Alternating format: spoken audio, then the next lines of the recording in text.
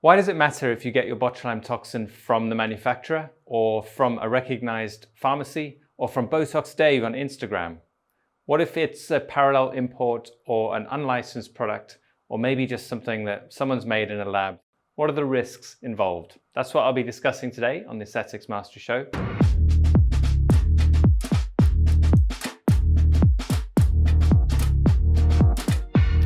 It got me thinking, when I first started in aesthetics, there was a rather infamous case that really changed my mind about how important it is to use the right product. And it was actually an American doctor who managed to get some research-grade botulinum toxin for a bargain price, I'm sure, and used it on himself and his girlfriend and his first two clients. And all four of them ended up in ITU on death's door with a massive overdose. Why does this happen? Of course, Botox is almost impossible to see. The amount that you need to get an effective treatment is impossible to see in the vial. So if you end up with a vial with 10 times or 100 times more botulinum toxin than you want, you cannot tell by looking at it. It's only then that you find out how strong your botulinum toxin actually is. Later on, I went to IMCAS and someone had analyzed different fake products which they'd tested in a laboratory to see how effective they were. And once again, I was hit by the same surprising fact, which is it wasn't that fake Botox is weaker. In fact, many of the concoctions were actually stronger. One of them was twice as strong as it was supposed to be according to the vial. And this is much, much worse than if you were treated with a product that was weaker, because if it's weaker, then at least you might need a top-up or it may not work and you won't have the same treatment. But the risk with a stronger dose is huge. In fact, it's unlimited. The risk is death if you are overtreated with a huge amount of botulinum toxin. That's where this all started. Botulism is a lethal disease. If you inject enough Botox, you will get all the symptoms of botulism, of course. Now, thankfully, in the normal cosmetic doses, we are nowhere near enough to cause botulism type symptoms. But if you are treated with a vial which may have several hundred times more of the actual active ingredient than it says on the vial, you will get all of those symptoms. You're effectively causing the illness. And this is what happened to that American doctor who was testing his research-grade product on his friends and family. So how is this relevant to the other options you have in terms of buying product? Are you going to buy from Botox Dave, who's got something that looks very similar, or a different brand name, but comes from a country where it's used routinely? What are the risks involved there? Now here, I think it's important to understand that you're never just buying a vial of product. You're buying the system that supports that product. And this is very hard to understand because most of us just think, well, once it's in front of you, it's likely to be the same. It looks the same. It'll probably do the same. But the thing with particularly botulinum toxins is that they are part of one of the most sophisticated manufacturing and distribution processes that there are for any drug. It's extremely hard to manufacture, extremely hard to make accurately as well. One of the facts which I learned recently was that the entire world's supply of botulinum toxin will fit into a teaspoon. So think about how difficult it would be to distribute that evenly amongst all the millions and millions of vials that we use to make sure there is a consistent amount in each vial. In many ways, you're not actually paying for the protein, you're paying for all the skill and the technology that it takes to accurately distribute just the right amount of botulinum toxin in these individual vials so that we get predictable results.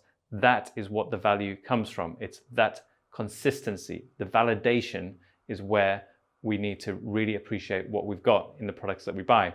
And that's the bit that you're missing if you start to use cheaper products from Botox Dave or from imports. You're now buying a product that has no validation. You have no idea how it was transported. You have no idea whether this was a dodgy batch they wanted to get rid of, or whether this is a batch that was maybe falsely made in a different laboratory and labeled up differently.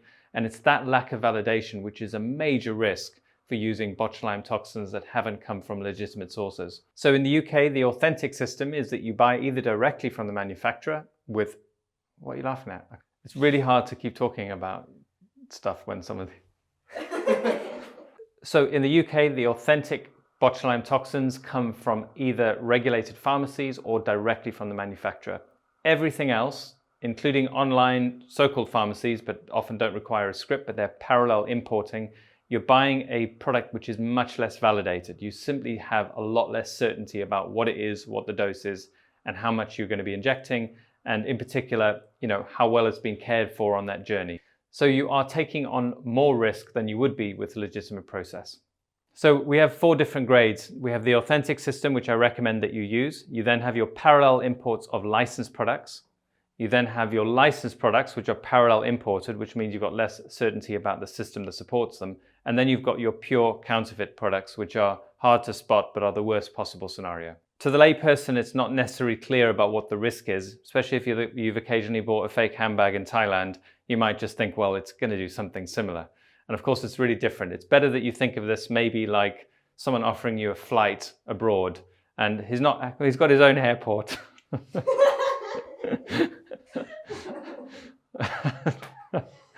I don't know.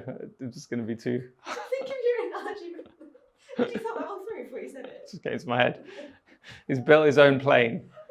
He's really good at DIY, and he's telling you it's going to be fine. Like, that's your counterfeit. Then you've got the guy who's bought a second-hand Boeing from Russia, and he promises you he's sorted it out nicely. What do you think? Is it a decent analogy, or should I use something different? To me, the difficult point to make is that validation is the most important part of what you're buying with your vial of botulinum toxin. If you happen to buy a vial off the internet that works once, that doesn't mean that it's going to work the next time and that I won't overdose someone another time. So we're really purchasing certainty around what we use with our patients. And your patients need to know that. If you're legitimately spending more to keep your patients safe, make sure that you mention it occasionally in your literature. I wouldn't go on about it too often, because there is that whole hygiene effect, which is you shouldn't talk about things which people should assume are happening anyway. But when you are asked, have a good solid answer for it. You're using legitimate products, and don't be buying them off the internet and risking your patients and yourself.